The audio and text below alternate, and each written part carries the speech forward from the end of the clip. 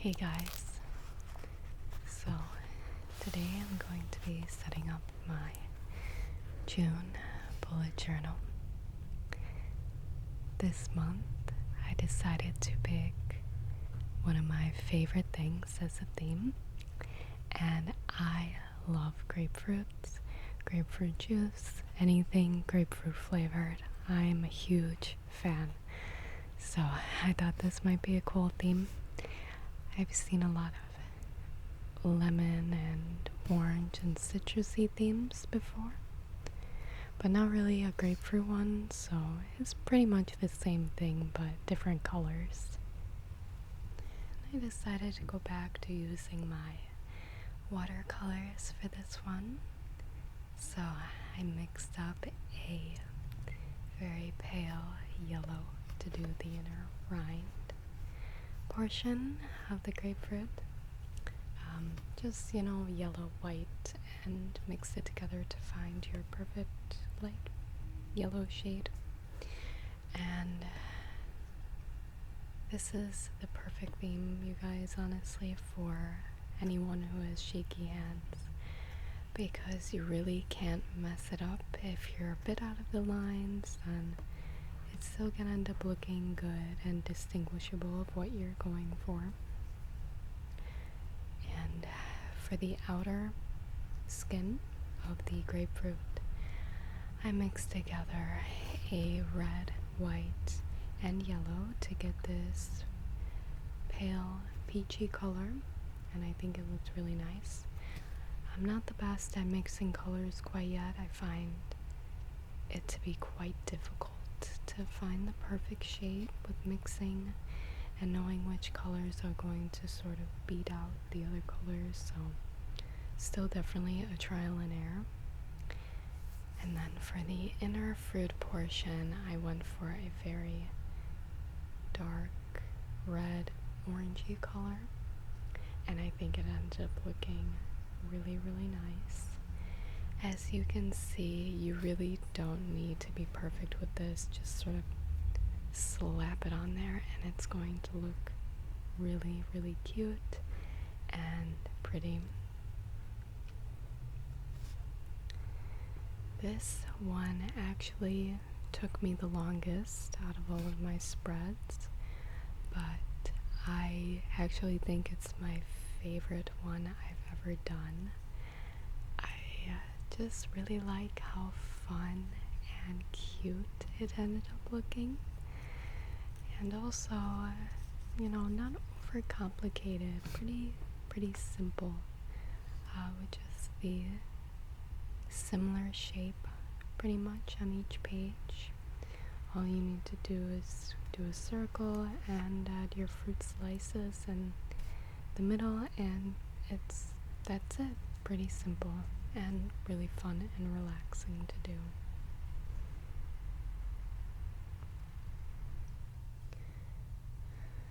I really like how the watercolor looks on these bullet journal pages. It soaks in nicely and it doesn't bleed through, which is really nice.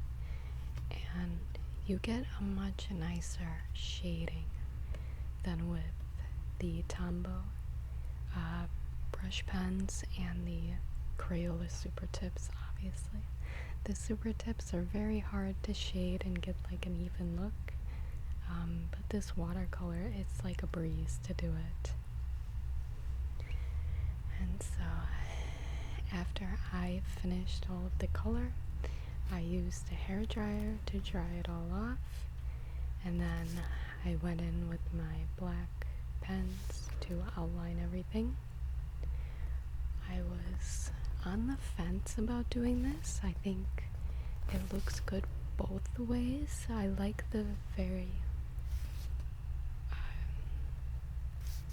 soft look of the just watercolor on the page, but I also think the black outlining adds quite a bit of dimension to the look, so I really think you can go either way. It's gonna depend on your preference, which one you like better.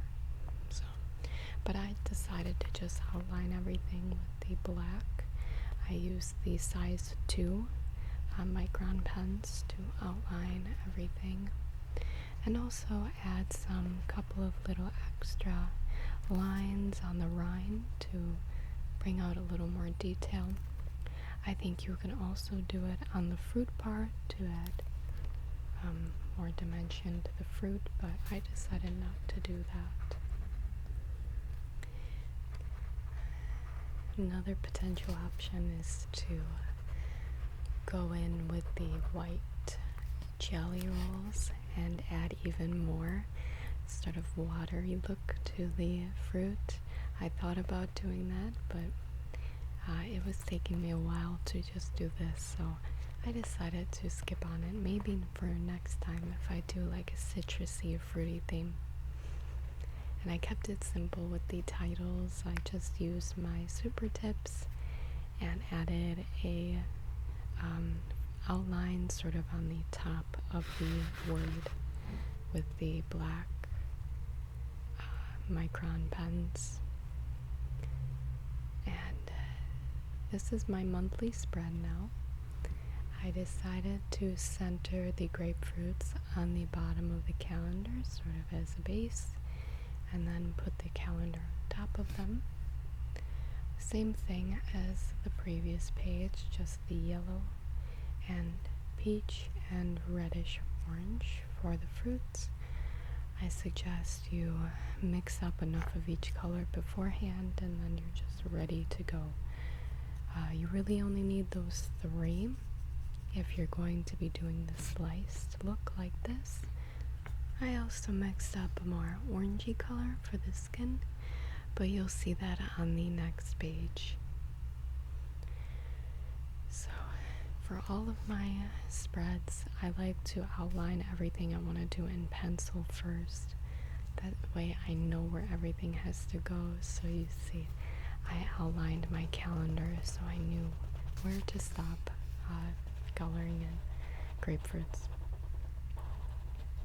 Then I sort of did this inner shadow with the Super Tips marker, and then outlined the whole calendar in black after I outlined the fruits, obviously, in the micron pen.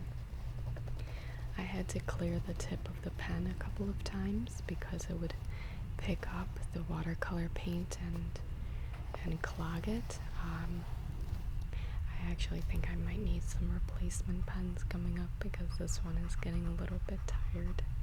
They do last a long time though. I've had this pen for probably 3 years and I haven't really needed replacements yet. And that's with constant writing in my bullet journal each year, so they're definitely worth the money, and they're not that expensive anyway. So I used a bigger micron pen to outline the calendar and then also add in each line. This month I decided to go with a 6x6 boxes. I think last month I went with 5x5. It's always nice to have that extra space to write things in on your monthly calendar.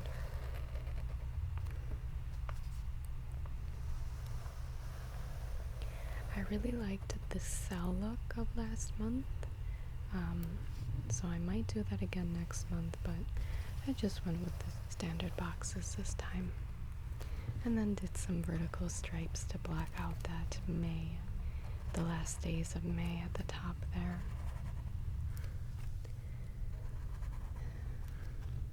I think a checkerboard theme would suit the monthly calendar super well. I might do that one month.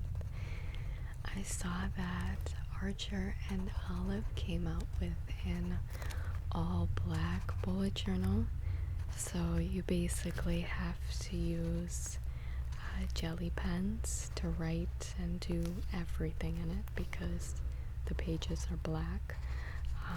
But it seems so cool. I always struggle with getting pigment out of my jelly roll pens. I don't know if it's a me problem or I'm drawing in too quickly and not letting things dry enough. I'm not sure, but I think a black bullet journal would be so much fun to work with.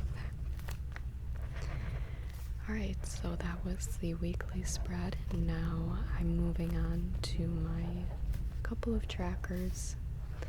I decided to just do these 2 tracking pages this month.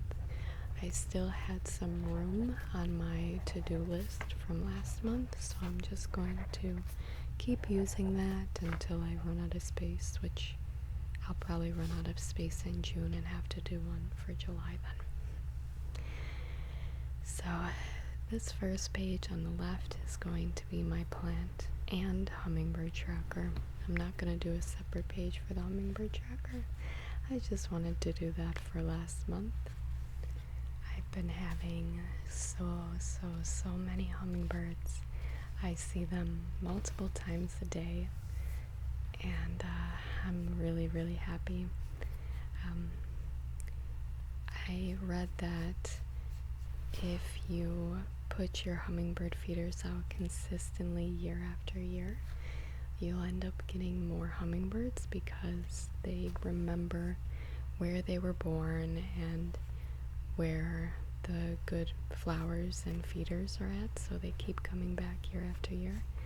So I feel like that's happening to me because I've been putting out my feeders for around 4 years now, and every year I seem to get more and more, and this year has been really good so far.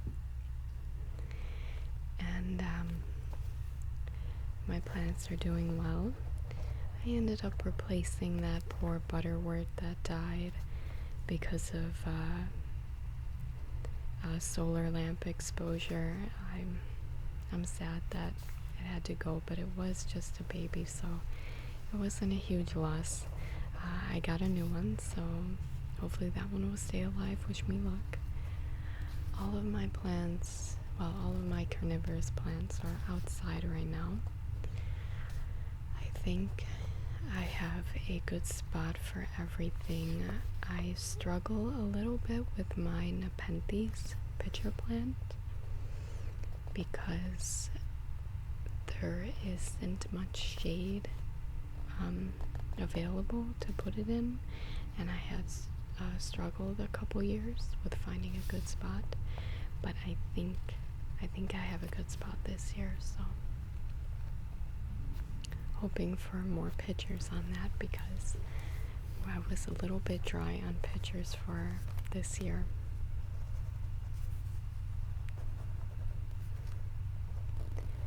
So pretty much all the same ones: the bonsai, the regular house plants, orchids,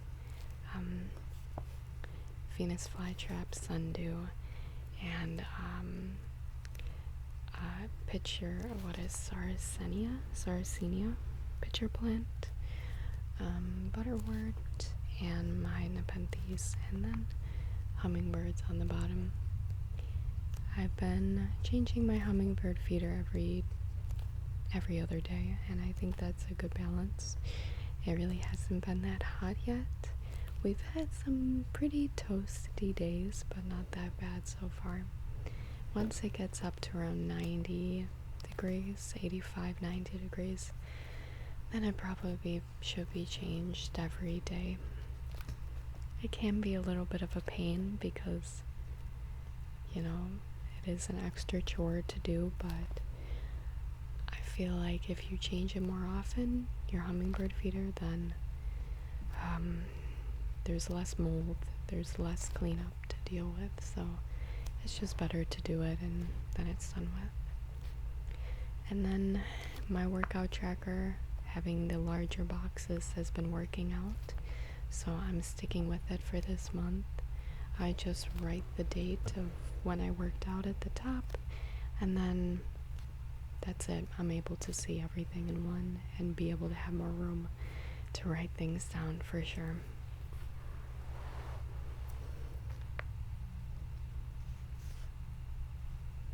Alright, so for my weekly spread, I decided to mix up the colors and add a different color for each elephant. So This yellow I'm using as the rind, the fruit, and the outer skin, depending on which day it is.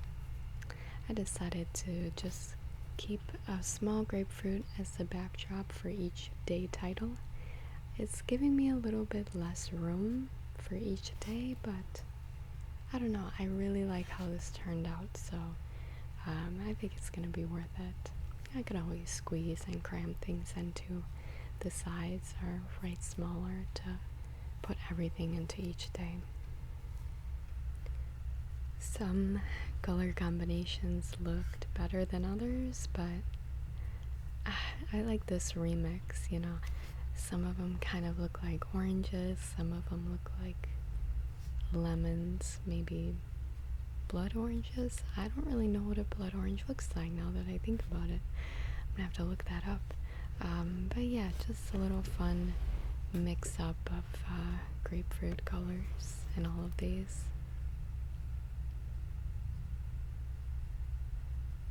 I think I saw something similar to this on Pinterest.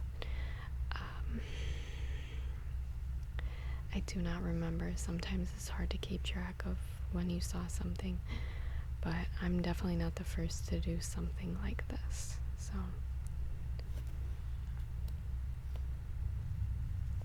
I think it turned out pretty cute though. And for this one, I decided not to line anything.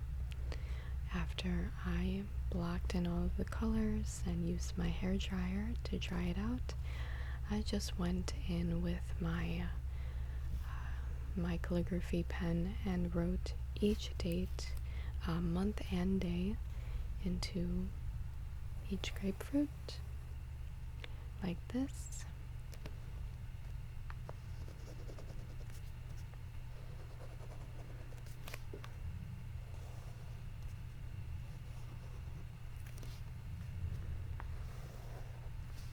And I also went back in and wrote each day of the week as well, so it wasn't so confusing. I always decide which day to start on depending on how far into the month. May goes until Friday, so I decided to just start June in the following week. And here's my flip through. Like I said, I think this is my favorite spread so far, so I hope you guys like it, and thank you for watching.